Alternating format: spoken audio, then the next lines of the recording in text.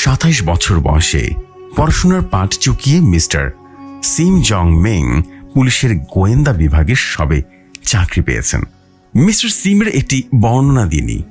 6 fit লম্বা এই Chinese মানুষটা খুব ফর্সা, সুন্দর ও সুঠাম দেহের অধিকারী।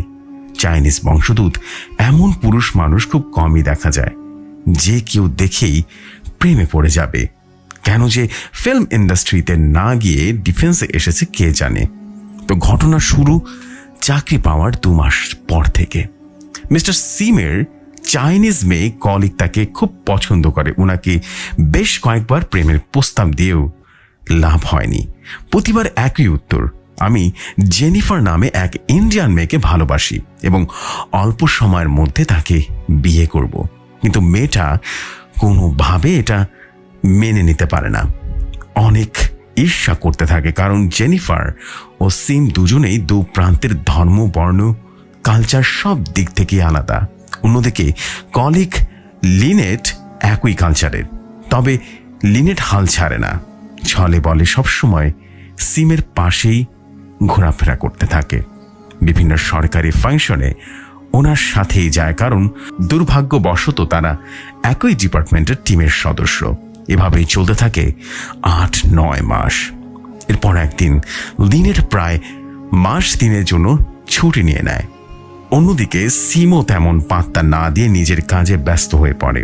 মিস্টার সিমের চাকরির বয়স মাত্র 1। তখন তার খুব শখ হয় শরীরে ট্যাটু করানোর, এবং সরকারি অনুমতি নিয়ে করেও ফেলে। পুরো শরীরে তার ভয়ঙ্কর সব ট্যাটু। সবচেয়ে ভয়ঙ্কর পিঠে প্রায় 21 ইঞ্চি কালী দেবীর ট্যাটুটা।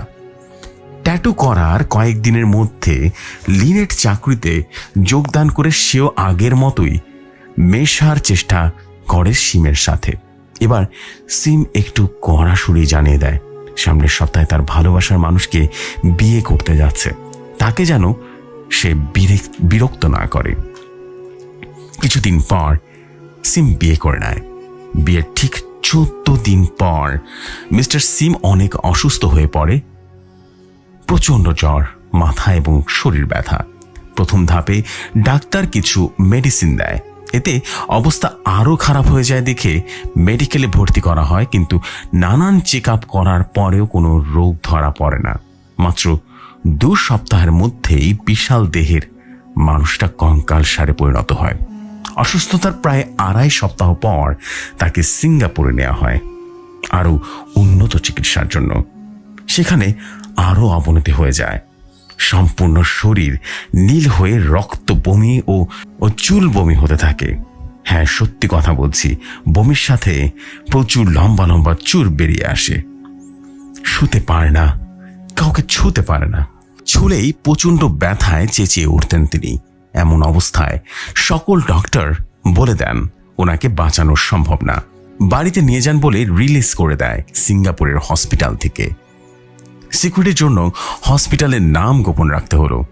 মেডিকেল রিলিজের পর যখন সবাই মিস্টার সিমকে নিয়ে আসার জন্য ব্যস্ত, সেদিনই বিকেলবেলা এক ফোন কলে পায় ওনার স্ত্রী জেনিফার। ফোনের সারমর্ম যত দ্রুত সম্ভব, সিমকে বাসায় নিয়ে আসুন। আমি আপনার বাসায় বারান্দায় আছি। গত 3 দিন যাবৎ কেউ নেই এখানে। এ কথা শুনে সবাই অবাক হয়। কে এ ব্যক্তি? জানা নেই, শোনা নেই, হুট করে বলে দিল বাসায় আসুন। যেতে তো হবেই। সেদিন রাতেই পুলিশের ইমার্জেন্সি হেলিকপ্টারে ওনাকে বাসায় আনা হয়। এসে দেখে এক তান্ত্রিক টাইপ মানুষ বারান্দায় বসা। কাউকে কথা বলতে না দিয়ে সোজা অ্যাম্বুলেন্সের কাছে গিয়ে উনি দাঁড়িয়ে বলে উনি কালো জাদুর প্রভাবে এমন হয়েছে, তবে এখনো চিকিৎসা সম্ভব।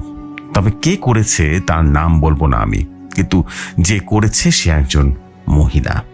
আগামী 3 দিনের মধ্যে সে নিজে এসে সব বলবে এবং ক্ষমাও চাবে। আগামীকাল আমি ওনার চিকিৎসা করব, তোরা সব জোগাড় করে রাখবি। এই কথা কিছু জিনিসের নাম বলে চলে গেল। সে চলে গেল। পরদিন ভোরেই ওই তান্ত্রিক এসেই বলল ওনার শরীরে ট্যাটু করা উচিত হয়নি। এরপর কিছুটা সময় নিয়ে যোগ করা শুরু করেন ওই তান্ত্রিক। এর মধ্যেই পরিবারের সবাই মিলে বাসার হল রুমে রাখা মিস্টার সিমকে এভাবে 3 দিন 3 রাত পার হওয়ার পর ওনার কালির ট্যাটুর ভেতর থেকে কালো ধোঁয়ার এক অবয়ব বেরিয়ে আসে। সকলের উপস্থিতিতেই সেটা বেরিয়ে আসে। সেই বলে কালো অবয়বটা কিছু বলার চেষ্টা করছে, কিন্তু বলতে পারছে না বলেই সবাইকে অন্য রুমে যেতে বলা হয়। শুধু জেনিফারই থাকার অনুমতি পায়। কালো অবয়বটা আবার মিস্টার সিমের ট্যাটুতে ঢুকানো হয় এবং সে বলে ওর মালিক অনেক টর্চার করে যদি মিস্টার সিমকে পেইন না দেওয়া হয়। তো যখন তান্ত্রিক জিজ্ঞাসা করে কিভাবে ঢুকলো মিস্টার সিমের শরীরে, তখন বলে ওর মালিক সিমের চুল ও নখ সংগ্রহ করে এই কালো জাদু করে। এই বলে কালো অবয়বটা বেরিয়ে আসে এবং তান্ত্রিক বলে এরপর এই প্রেতাত্মা কোনো ক্ষতি করতে পারবে না। এমন সময় সবাইকে অবাক করে দিয়ে লিনেট পাগলের মতো দৌড়ে আসে এবং সবাইকে জানায় কালো জাদু ওই করেছিল। বিভিন্ন ফাংশনে যাওয়ার সুযোগটাও কাজে লাগিয়ে কিছু একটা খাওয়ানো হয়েছিল তাকে। মিস্টার সিমকে এতে সাহায্য করেছিল থাইল্যান্ডের এক কালো জাদুকর। পরে সবার কাছে গিয়ে ক্ষমা চেয়ে বিদায় নেয়। সবশেষে এই তান্ত্রিক জানায় কালির ট্যাটু রিমুভ করতে হবে, তা না হলে যে কোনো সময় আবার যে কোনো কিছু হতে পারে। ওই থাইল্যান্ডের জাদুকরের এটাই ছিল শেষ জাদু। এরপর সে মারা যায়। প্রায় 8 মাস কষ্ট ভোগ করার পর মিস্টার সিম সুস্থ হয়ে যায় এবং ট্যাটু রিমুভ করে চাকরিতে আবারও যোগদান করে। তখন সে এও জানতে পারে লিনেট আত্মহত্যা করেছে উনি যোগদানের 2 দিন আগে। পরিশেষে এটা বলা যায় এটি একটি সত্য ঘটনা যা ঘটে যায় আমার ফুপা শ্বশুরের সাথে। উনি এখনো আন্ডার কভারে চাকরিরত আছেন এবং সম্ভবত 2025 সালে অবসরে যাবেন। যদিও ছবিটা ওনার না, ওনার কালির ট্যাটু অনেকেই এমন কিছু ছিল আর জিব্বাটা ছিল লাল। আমি চেয়েছিলাম অরিজিনাল কিছু ঘটনা আপনাদেরকে পাঠিয়ে দেওয়ার। এটাই ছিল ঘটনা। যদি ঘটনাটি ভালো লাগে তবে অবশ্যই পড়ে শোনাবেন। এই ছিল ঘটনা।